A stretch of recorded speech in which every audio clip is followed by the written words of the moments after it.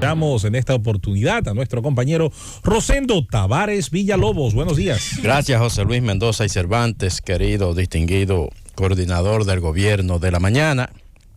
El saludo para don Bienvenido Rodríguez Durán, para don Bienvenido Rodríguez Hijo. El saludo para doña Isabel. El saludo para todo el equipo del gobierno de la mañana. El saludo para todo el país de aquí y el país de allá.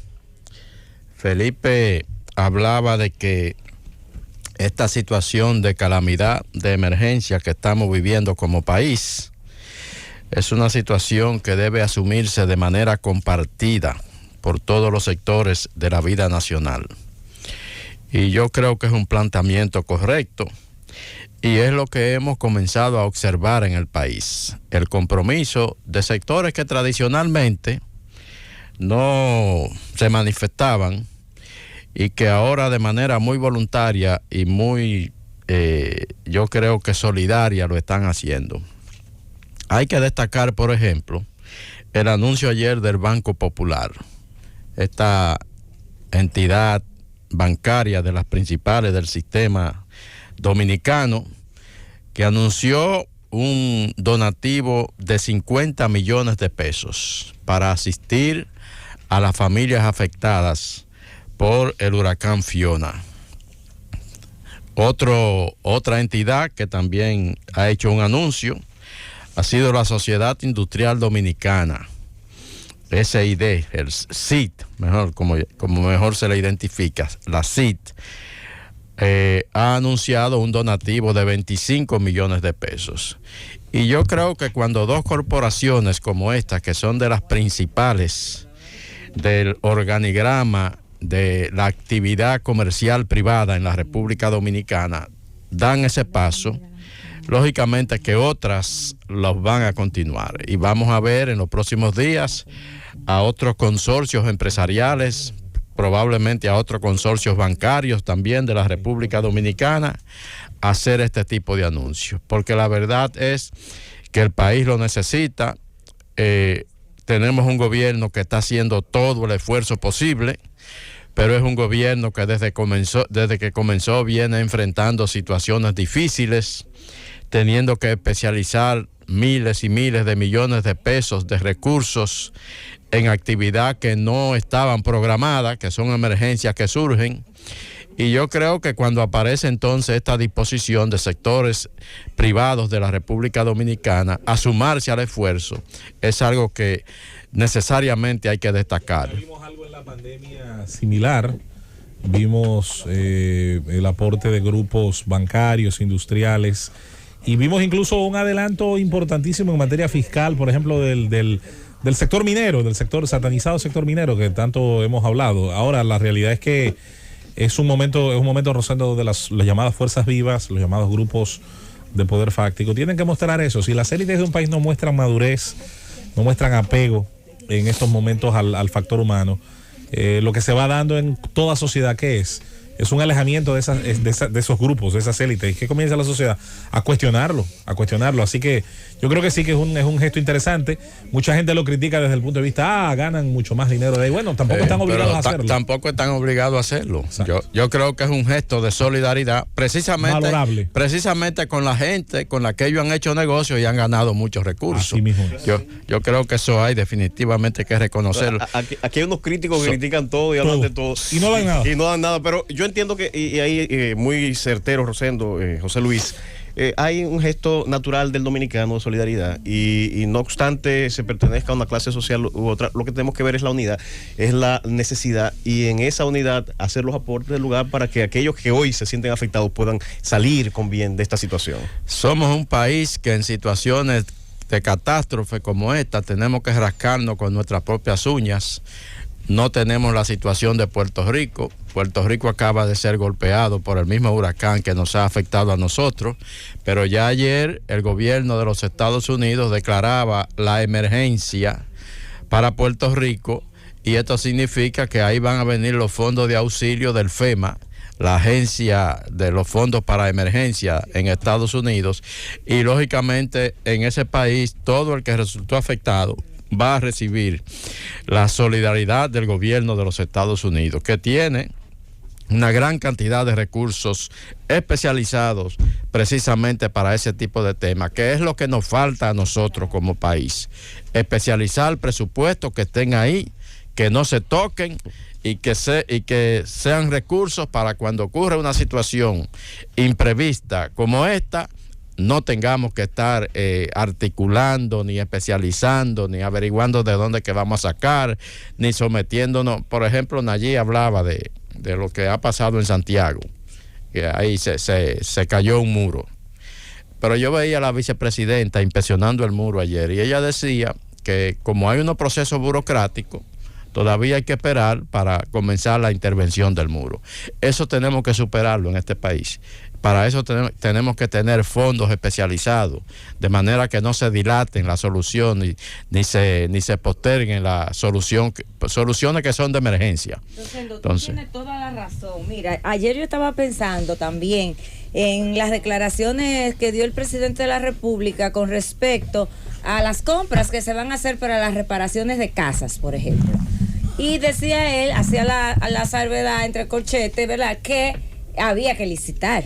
Es decir, estamos trabajando, vamos a iniciar el plan de reconstrucción, estamos hablando de 8,000 y tantas viviendas, de personas que quedaron en la intemperie, que no tienen, imagínate tú, gente que no tiene techo donde guarecerse. Bueno, la emergencia que para ellos, la urgencia que para ellos representa que les resuelvan el problema en su casa. Pero entonces vamos a licitar, ¿entiendes? Entonces, con todos conocemos el proceso de licitación. Entonces yo estoy totalmente de acuerdo contigo. Aquí debe haber un fondo que no requiera, que no esté sometido a la ley, por ejemplo, 340-06. Claro. Pero se emitió un decreto aún declarando con esa urgencia que genera, vamos a decir, una flexibilidad y mayor velocidad en esos procesos, que permite reaccionar con más agilidad. Pero no obstante eso, ustedes tienen totalmente la razón, que debería haber la posibilidad de poder reaccionar con más agilidad y con más rapidez. Y a propósito de ese planteamiento del presidente, el presidente anunció ayer que se van a reconstruir, a reparar más de 800,000 viviendas en el país. Yo creo que eso es sumamente importante. Ahora, las reparaciones tienen que hacerse, presidente, con la garantía de que sean un poco más resistentes, más duraderas. No podemos ir allí a tapar el techo otra vez para que cuando venga el próximo ventarrón le levante el zinc y se lo lleve. Hay que asegurarse de que los infelices de este país tengan por lo menos un lugar un poquito más seguro donde guarecerse, porque mire, la pobreza que quedó al desnudo ahí en la zona este del país con el paso de este huracán, eso la verdad que alarma a todo el mundo. Usted observa, presidente, país, las imágenes de Puerto Rico, por ejemplo, que el ciclón fue allá, los ríos arrasaron con Puerto Rico, las inundaciones, pero las casitas quedaron casi todas de pie, porque son casitas de pobres, pero bien construidas. Entonces, hay esa diferencia muy notable en ese sentido. Y yo insisto en que debemos de especializar fondos para este tipo de situaciones, que no nos agarren por sorpresa y desprevenidos económicamente hablando. Y me voy al área internacional. Rubia. Brevemente, miren. Lo de Rusia, protestas masivas en las calles de Moscú y de otras ciudades ayer. Hasta anoche se reportaban más de 1.500 detenidos. Las protestas en la calle, la gente protestando por el anuncio del gobierno de que va a reclutar sobre todo a jóvenes para mandarlos al campo de batalla, incluso casi sin ningún entrenamiento. Una prohibición del gobierno ruso a las aerolíneas de ese país para que no le vendan boletos aéreos a hombres de entre 18 y 65 años de edad, para que no puedan salir del país, porque lo que se dio inmediatamente fue una estampida de gente huyendo, porque lo que va a venir, incluso se reporta que los más de 1.500 que fueron arrestados ayer, una de las medidas que se va a tomar contra ellos es obligarlos a ir al campo de batalla. ¿Con qué moral? Alistarlos y obligarlos a ir al campo de batalla. la presencia de Joe Biden ayer en el Consejo de Seguridad, 20 minutos agotados en su totalidad casi, para referirse al tema de Rusia y para denunciar esa amenaza constante de Vladimir Putin con la posibilidad del uso de armas nucleares, un tema que preocupa muchísimo, que cualquiera creería que es retórica, pero que hay que tomarlo en serio. Putin es ahora mismo un gobernante acorralado, tuvo una idea, no se le dio, no quiere salir derrotado. La realidad, este mismo anuncio de reclutar a 300,000 reservistas es un reconocimiento a la derrota en el campo de batalla, y llevar más gente allí es para prolongar la guerra. Esa es la realidad. Y por eso, cuando él habla de uso de armas nucleares, aunque parezca retórica, realmente a todo el mundo le preocupa. Y por eso el presidente de los Estados Unidos lo denunciaba ayer de manera tajante en las Naciones Unidas. Otro tema que quiero brevemente resaltar es la situación del expresidente de los Estados Unidos, Donald Trump. Dos situaciones que ayer definitivamente le complican la situación al expresidente. En primer lugar, la investigación que se lleva a cabo, que la lleva a cabo el Departamento de Justicia sobre los documentos incautados en la casa de Trump por el FBI en la Florida, la investigación para determinar si son clasificados o no esos documentos. Trump había conseguido que una juez designara a un fiscal especial para que revisara esos documentos, y eso impedía que el Departamento de Justicia siguiera la investigación. Pues ayer en la Corte de Apelaciones, una Corte de Apelaciones Federal de los Estados Unidos, se anuló la orden de ese juez y se autorizó al Departamento de Justicia a continuar su investigación, lo que es un duro golpe para el expresidente. Y encima de eso, ayer fue sometido judicialmente en Nueva York por la fiscal general del estado de Nueva York, Leticia James.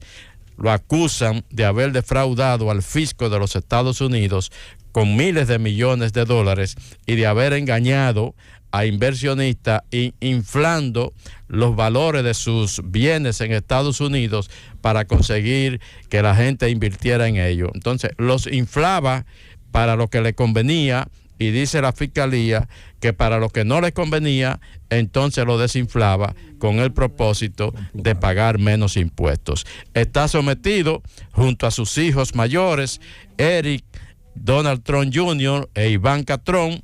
Está sometida a la Fundación Trump, y todo parece indicar que tendrán que responder por esto. La diferencia entre este caso y los demás casos judiciales que enfrenta el expresidente Trump es que los demás son con relación a su paso por la presidencia de Estados Unidos y las cosas que ocurrieron allí, y este caso de Nueva York es una demanda en lo civil de tipo personal contra él, su familia y sus empresas.